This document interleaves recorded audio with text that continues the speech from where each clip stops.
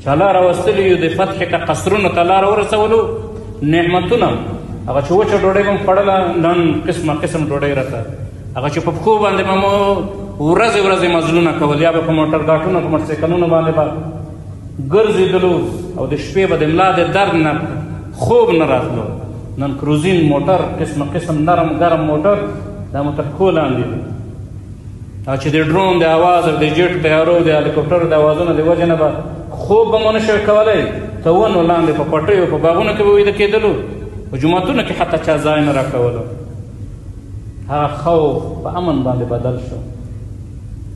بلا خوف په قصرونو کې په ښکلو قالینو باندې د پاسه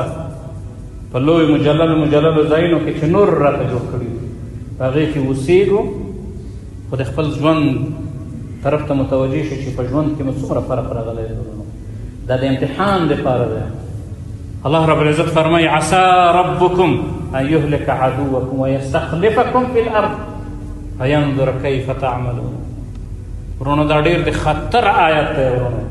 موږ او تاسو فاتحینو دپاره ډېر د خطر زنګ دی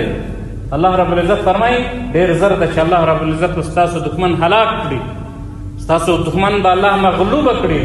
ورک به یې کړي له دې دنیا نه ستا د مخې نه به یې لرې کړي طاقت به یې ختم شي زور به یې ختم شي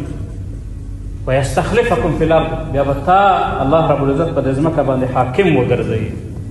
په هغه کرسۍ په هغه چوکۍ باندې چې پرون یو ظالم ناست و یو یا کافر یهود او نصارا یا د هغې غلام پې ناست و نن یې تا ته چوکۍ خالي کړ چې ته ورباندې کښېنې ولې د څه په خاطر باندې الله څه غواړي ما او تا نه فینظر کیف تعملون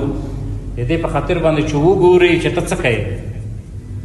ته کومه طریقه اختیاروې